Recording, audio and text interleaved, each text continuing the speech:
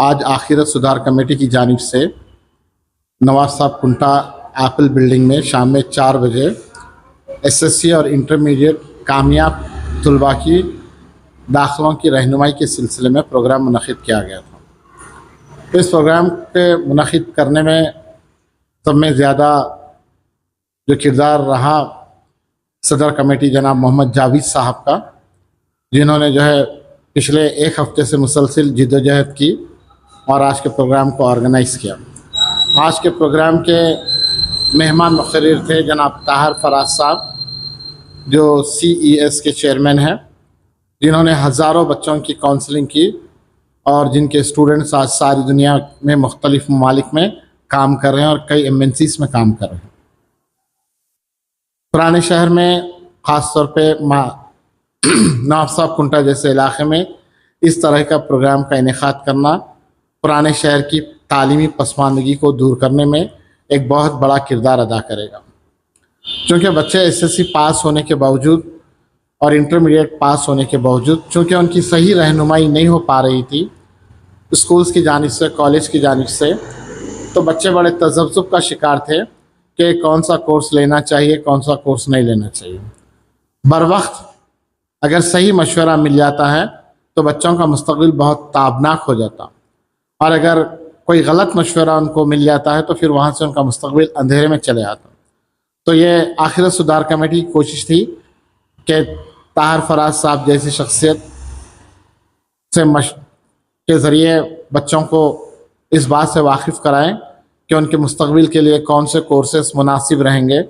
SSC के बाद कौन से कोर्सेस मुनासिब रहेंगे और इंटरमीडिएट के बाद कौन से कोर्सेस मुनासिब रहेंगे।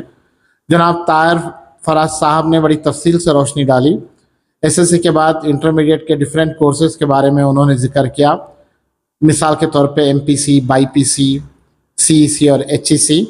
और उनकी गुफ्तगू का महवर यह था कि MPC और ख़ास तौर पे इंजीनियरिंग की अब डिमांड कम हो रही और BIPC के स्टूडेंट्स भी जो मेडिसिन की तरफ दौड़ रहे हैं, डॉक्टर से ज़्यादा आज पैरामेडिकल स्टाफ की ज़रूरत है, उनकी गुफ्तगू में बात आ रही थी। और साथ ही साथ उन्होंने मैनेजमेंट के कोर्सेज़ जो CEC के ज़रिए किए जाते हैं उसकी तरफ बच्चों को तवज्जो दिलाए, क्योंकि आज एक हॉट टॉपिक है मैनेजमेंट। और फिर साथ में उन्होंने HEC के स्टूडेंट्स से ये गुजारिश किए कि वो डिग्री BA के साथ करें और इसके बाद सिविल सर्विसेज की तैयारी करें, ताकि जो है वो सिविल सर्विसेज का एग्ज़ाम लिख सके। और फिर इंटरमीडिएट के तलबा को जो है ख़ास तौर पे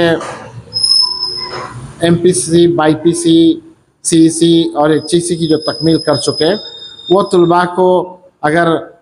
डॉक्टरी में एडमिशन नहीं मिल रहा हो, इंजीनियरिंग में एडमिशन नहीं मिल रहा हो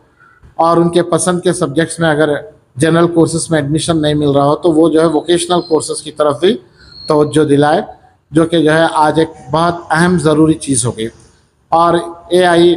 आर्टिफिशियल इंटेलिजेंस और मशीन लर्निंग जैसे कोर्सेज़ जो ऑनलाइन चल रहे हैं गूगल की तरफ से और डिफरेंट यूनिवर्सिटीज़ की तरफ से, तो AI कोर्सेज़ और मशीन लर्निंग कोर्सेज़ का इल्म हासिल करने के लिए भी उन्होंने बच्चों को तवज्जो दिला रहे थे।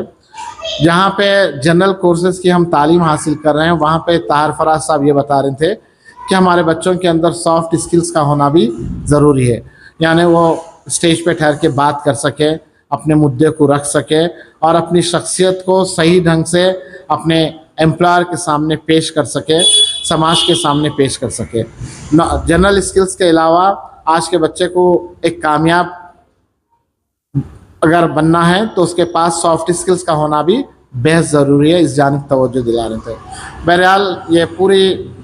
काविशें ये थी कि बच्चों का जो है मुस्तक़बिल रोशन हो और वो एक कामयाब शहरी की हैसियत से ज़िंदगी गुजार सकें।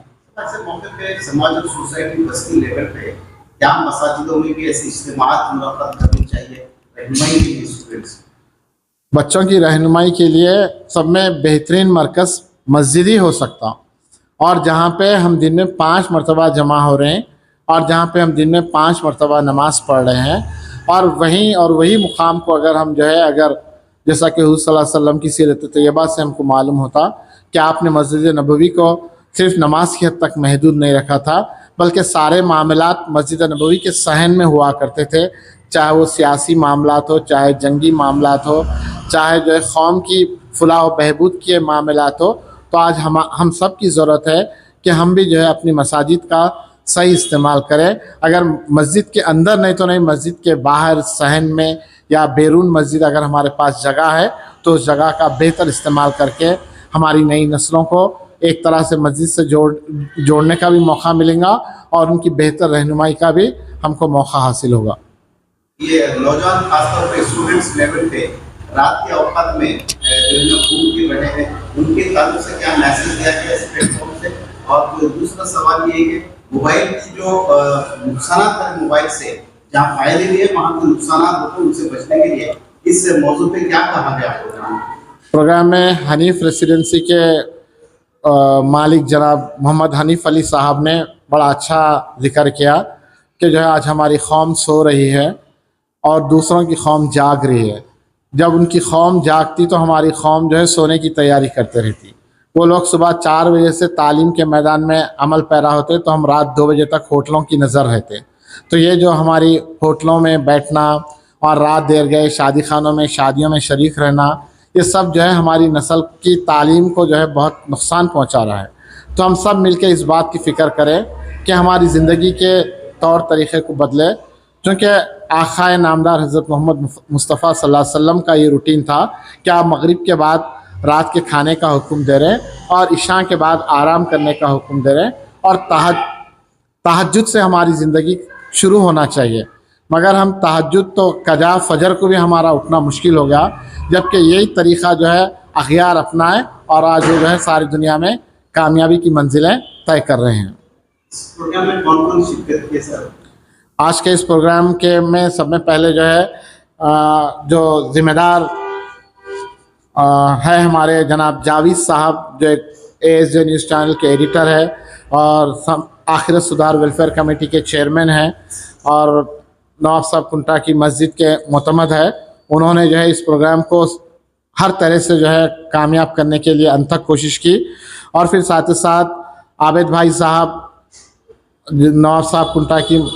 मशहूर शख्सियत, मस्जिद कमेटी के सदर साहब और जनाब मोहम्मद हनीफ अली साहब और जनाब सैयद शकील अहमद हाशमी साहब, सदर इब्तदाई मजलिस इत्तेहादुल मुस्लिमीन ने इस प्रोग्राम में शिरकत की और इस प्रोग्राम को कामयाब बनाने में पूरी कमेटी एक दूसरे के साथ मुकम्मल ताउन करते रही, जिसका नतीजा ये निकला कि आज का प्रोग्राम जो है इंतहाई कामयाबी के साथ पाए तकमील को पहुँचा। मैं जावेद साहब को, उनकी काविशों को, उनकी फ़िक्र को दिल की गहराइयों से मुबारकबाद देता हूँ। और जावेद साहब अपनी गुफ्तगू के इब्तिदा में एक बात बता रहे थे कि हमारे घरों में एक लाइब्रेरी का होना ज़रूरी है। आज अगर दुनिया में सब में ज़्यादा कोई पढ़ने वाली कौम है तो वो यहूदी है। उनके पास सब में ज़्यादा यूनिवर्सिटीज़ है और वो लोग सबसे ज़्यादा किताबें पढ़ते हैं, जिसका नतीजा ये है कि आज सारी दुनिया में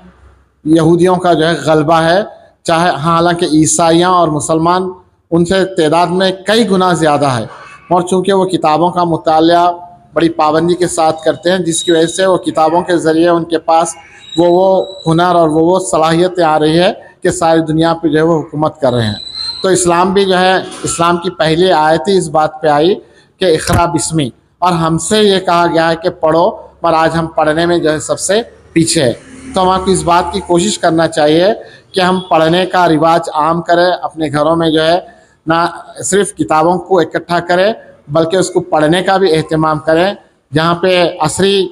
सिलेबस के बुक्स हम बच्चों को दिला रहे हैं, वहाँ पे जो है इस्लामी की कुतुबों को भी ख़रीदने की हम कोशिश करें और बच्चों को जो है इस्लामी कुतुब और असली कुतुब से का मुताला करने की आदत डालें।